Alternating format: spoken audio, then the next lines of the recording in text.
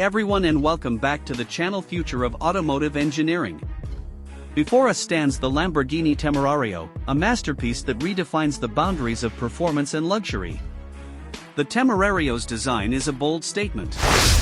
Its sharp, angular lines exude aggression, while the intricate carbon fiber weave speaks volumes about its lightweight construction.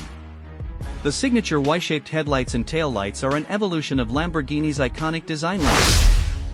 Interior: step inside, and you're greeted by an opulent yet minimalist cockpit. The focus is on the driver, with every control within easy reach. The materials are nothing short of extraordinary: Alcantara, carbon fiber, and exotic woods combined to create a truly luxurious ambience. The digital instrument cluster is a marvel of technology, providing essential information in a visually stunning way.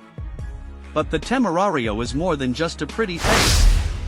Under the hood lies a hybrid powertrain that's as revolutionary as it is potent. A V12 engine, a Lamborghini staple, is combined with electric motors for unparalleled performance and efficiency. The result? Mind-boggling acceleration, a spine-tingling soundtrack, and an electric range that's surprisingly practical. On the road, the Temerario is a force of nature.